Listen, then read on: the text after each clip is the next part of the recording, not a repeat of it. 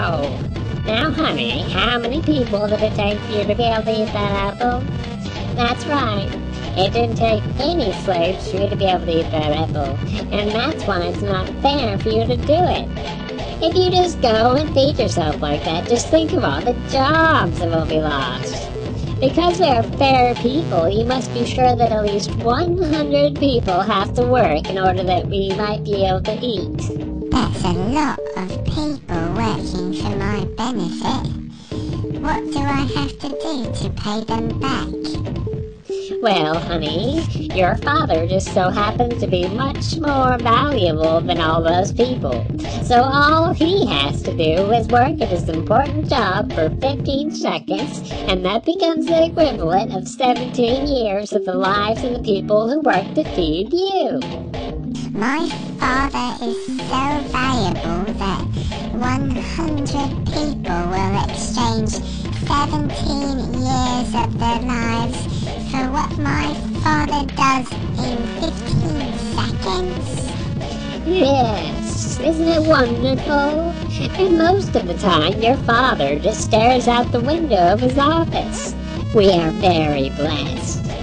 And why do all those people agree to this bargain? Why? Because they need jobs in order to survive. They can't survive without jobs. Because if they did survive without jobs, it would be unfair to the thousands of people who exchange 170 years of their lives for 15 minutes of the valuable people's lives? Yes, now you understand. That's not how it works, but you get the picture.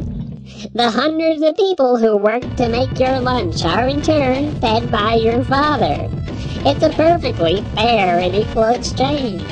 My father feeds 100 people? I thought you just said he just stares out the window all day. He does, but he buys his food from the grocery store. When he buys an apple for 50 cents, he's using 0.00001% of his valuable time to pay 100 people 50 cents split between them. To plant an apple seed, raise an apple tree for many years, poison the soil the apple tree is growing on, poison the apples, harvest the apples, wax the apples to keep the poison in, package the apple in poisonous plastic, box the apple with clear-cut forest cardboard, ship the apple across the world, repackage the apple under a new brand name, ship the apple back across the world, unbox the apple, unwrap the apple, refrigerate the apple the whole time, put several stickers on the apple, put the apple in a nice display, sell you the apple, rebag the apple, so that you can unpackage the apple at home, and finally eat the apple without guilt, knowing that you provided jobs for so many people.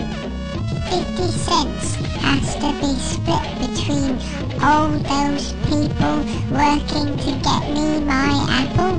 Isn't it wonderful to have so many people looking out for your welfare? Plus, you've now created 100 jobs. That doesn't sound like 100 jobs. Well, my little beanie head, that's because you're forgetting the whole infrastructure that's built around this method of feeding you. Think about all the people who have to make the poison to put on your apple. What about the people who make the plastic packaging? How about the industrious beaver people who cut down all the trees to make the cardboard box? And who do you think made the box? Beaver people? And who built the roads? And who repairs the roads? And who repairs the trucks and builds more trucks and more air conditioning units? And did I say 100 people? I meant more like 1,000. What's a beaver? A beaver is a type of fur coat that used to live in the age of the dinosaurs. What if I don't want 1,000 slaves giving up their entire lives in exchange for 15 minutes of my father staring out the window? What if I want to learn how to be independent of the slavery system?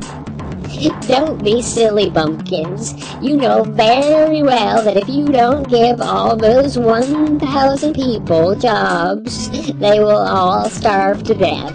What if they learn to be independent as well? What if everyone picks their own apples? Honey, your father owns all the apples. No one is allowed to just pick apples and eat them. It's against the law. I told you what has to happen to apples before you can eat them.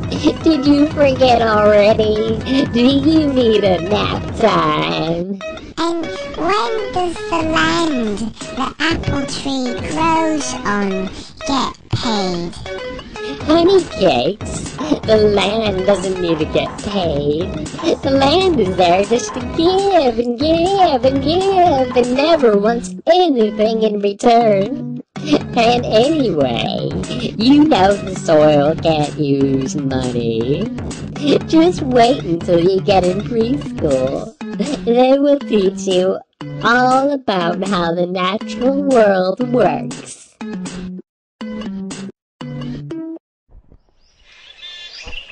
No, not that one. That one is for medicine. Here, try this one. It tastes better. Ah, that one you must cook before eating, but it is very tasty. No, that one is very bad. Why is it bad? Well, for starters, it is covered with a poison that cannot be washed off because it is waxed. Then, inside the apple is a systemic insecticide to prevent insects from eating it. It has been genetically modified to be humongous and unnaturally bright red, full of sugar, devoid of nutrients. Also, it carries in its wake a terrible path of environmental destruction and human misery.